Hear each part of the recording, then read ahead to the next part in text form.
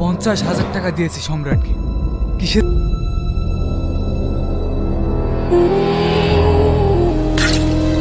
এই কয়েদি নাটকের মেন ক্যারেক্টার আছে শাহিন, সালমা, শ্রাবণী, মাহি, সাল্লু ভাই এবং ইয়াসিন। তো চলুন আমরা দেখে নেব নেক্সট ভিডিওটি। Let's go. শাহিনের কাল বাদ পরশুদিন ফাঁসি, কিন্তু ওকে দোষী বলে মনে হয় না। আমার স্ত্রীর মধ্যে একটা রহস্য আছে। কয়েদি নাটকের মেন ক্যারেক্টার থাকা শাহিন, শাহিন আজ জেলে বন্দী হয়ে আছে। কি কারণে? মাহি তার জন্য এত ভাবছে কেন? তো চলুন আমরা দেখে নেব নেক্সট ভিডিওটি। লেটস গো। কি এত ভাবছেন? কই কিছু না তো। ম্যাডাম, মুখ দেখলে অনেক কিছু বোঝা যায়, কিছু একটা লুকাচ্ছেন। মনের মতো টিভি এই চ্যানেলের ওনার রবিউল শেখ, ওনাকে অসংখ্য অসংখ্য ধন্যবাদ। এই কয়েদি নাটকে শাহিন কি কারণে জেলে বন্দী আছে সেটা আমরা দেখব নেক্সট ভিডিওতে। Let's go. Mahi, congratulation Mahi, sir আমি বুঝতে পারলাম না।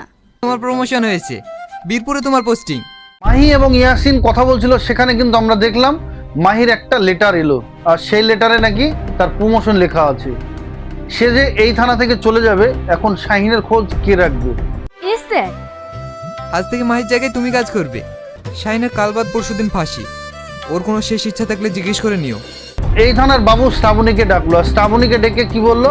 মাহি যেখানে কাজ করতো সেখানে শ্রাবণীকে কাজ করার দায়িত্ব দিল।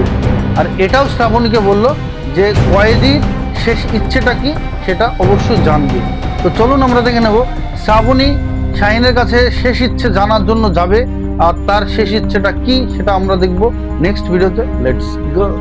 কাল বাদ পরশুদিন তোমার ফাঁসি, তোমার কোনো শেষ ইচ্ছা থাকলে বলতে পারো। আমার শেষ ইচ্ছার কথা আমি মাহি ম্যাডামকে বলবো।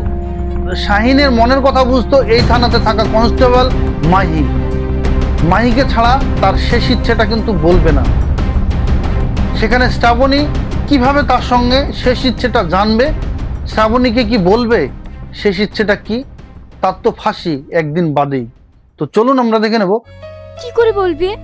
উনি তো আর এখানে নেই, ওনার আসি প্রমোশন হয়েছে, উনি বীরপুরে চলে গেছে। শ্রাবণী শাহিনকে বারবার জিজ্ঞাসা করলো যে তোমার শেষ ইচ্ছেটা কি সেটা বলতে পারো। এই থানাতে মাহি আর নেই, মাহি অন্য থানায় ট্রান্সফার হয়ে গেছে। শাহিন কি বলবে শ্রাবণীকে তার মনের ইচ্ছেটা কি, শেষ ইচ্ছেটা কি? তো চলুন দেখে নেওয়া যাক নেক্সট ভিডিওতে। Let's go. বলার আমাকে বলো, ওনার জায়গায় আমি আছি। ম্যাডাম, তাহলে আপনি যান। কয়েদি শাহিনকে বোঝার মতো, কয়েদি শাহিনের কথা শোনার মতো একজনই ছিল এই থানাতে, সেটা মাহি। মাহি এই থানাতে এখন নেই, সে রিটায়ার্ড হয়ে অন্য থানায় চলে গেছে। এখন তার দায়িত্ব শ্রাবণী পেয়েছে। শ্রাবণীকে শাহিন কি বলল? শ্রাবণীকে বলল যে আমার একটা কুমারী মেয়ে লাগবে, তাকে আমি বিয়ে করব। আর এটা শুনে শ্রাবণী কিন্তু চমকে উঠল। তো চলুন আমরা দেখে নেব তার শেষ ইচ্ছেটা কি পূরণ করবে এই প্রশাসনের তরফ থেকে, সেটা আমরা দেখব নেক্সট ভিডিওতে। Let's go. আমি একটা কুমারী মেয়েকে বিয়ে করতে চাই, পারবেন আমার এই ইচ্ছেটা পূরণ করতে? তুমি কি বলছো? একটি কয়েদির ফাঁসি হওয়ার আগে তার শেষ ইচ্ছেটা জানা হয়। আর শাহিনের শেষ ইচ্ছেটা কি হলো? যে সে একটি কুমারী মেয়েকে বিয়ে করবে। এটা কি সম্ভব? শ্রাবণী এই কথা শুনে চমকে গেল। এখন শাহিনের শেষ ইচ্ছেটা কি পূরণ করতে পারবে? তো চলুন দেখে নেওয়া যাক নেক্সট ভিডিওতে। Let's go. এটা অসম্ভব চাও স্যার, এটা কখনো হয়?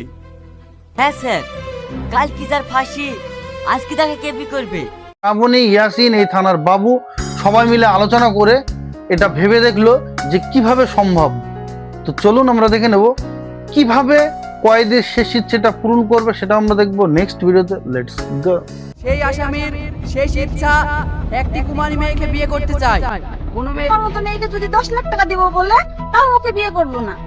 মমিনকে দিয়ে রাস্তায় রাস্তায় প্রচার করাচ্ছে যে একটি কয়েদি আছে, সেই কয়েদির একদিন বাদেই ফাঁসি, আর তার শেষ ইচ্ছে একটি মেয়েকে বিয়ে করবে।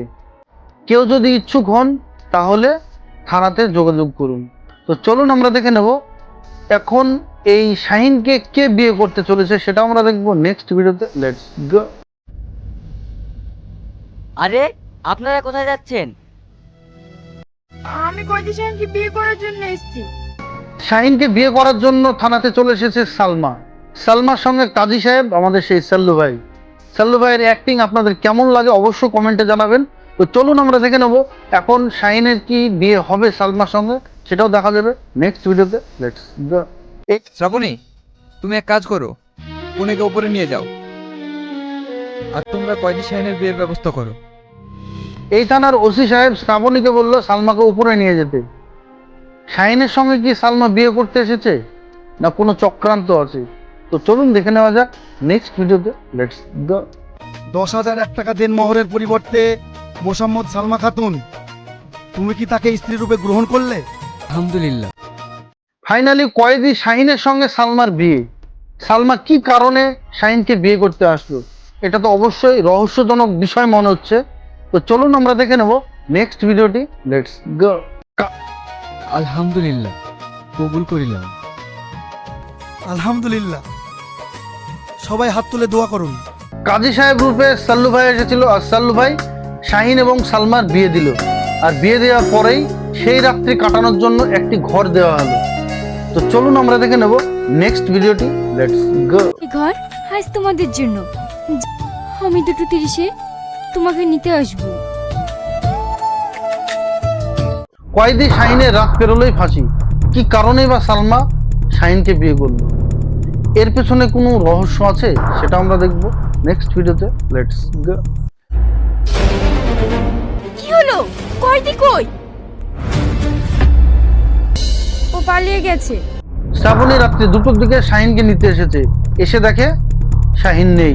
শাহিন এই ঘর থেকে পালিয়েছে। পালানোর জন্য সাহায্য করেছে সালমা, আর এই প্ল্যানেই সালমা এসেছিল যে তাকে এখান থেকে পালাতে সাহায্য করবে। তো চলুন আমরা দেখে নেব এখন শাহিনকে কি এই থানার ওসি ধরতে পারবে। তো চলুন আমরা দেখে নেব নেক্সট ভিডিওটি। Let's go. স্যার, স্যার, এই দেখুন কয়দি পালিয়ে গেছে। সালমা শ্রাবণীদেরকে বললো যে আমি ওকে পালানোর জন্য সাহায্য করেছি, আর আমি এইগুলো এনেছিলাম। তো চলুন আমরা দেখে নেব সালমা এবং শাহিন তাদের কেমিস্ট্রিটা কেমন ছিল, সেটা আমরা দেখব নেক্সট ভিডিওতে। Let's go. তাহলে শুনুন স্যার, কলকাতা যাচ্ছি মানে? আমার খালাতো ভাই একটা কাজ ঠিক করেছে, মাসে 20,000 টাকা বেতন। সালমা এবং শাহিনের খুব সুন্দর একটা সম্পর্ক ছিল, সেই সম্পর্কের মাঝেই এত বড় একটা বিপদ নেমে এসেছিল। কি কারণে সেটা আমরা দেখব নেক্সট ভিডিওতে। Let's go. শাহিন, তুই একটু সালমাকে দেখিস। তুই যদি ওর সাথে না যেতিস আমি ওকে ছাড়তামই না। সালমার সঙ্গে শাহিনের খুব সুন্দর একটা সম্পর্ক ছিল। সালমাদের এত অভাব যে তাকে বাইরে কাজ করতে যেতে হবে। তার খালাতো ভাই নাকি একটা কাজ দেখেছে, সেখানে শাহিনের সঙ্গে বেরোনোর চেষ্টা করছে। তো চলুন আমরা দেখে নেব শাহিনের সঙ্গে গিয়ে কি কাজ করবে, সেটা আমরা দেখব নেক্সট ভিডিওতে। Let's go. দাদা, এই ঠিকানাটা একটু বলবেন? ও, এই তো ধর্মতলা ডান সাইডে গিয়ে 357 নম্বর বিল্ডিং। এই সিনটা দেখলেন, এই সিনটা আমতলা ত্রিকোণ পার্কের পাশের সিন। খুব সুন্দর লেগেছে। এই নাটকটি আপনাদের কেমন লাগছে অবশ্যই কমেন্টে জানাবেন। তো চলুন আমরা দেখে নেব শাহিন এবং সালমা কোথায় যায়, কি কাজে যায়, সেটা আমরা দেখব নেক্সট ভিডিওতে। Let's go.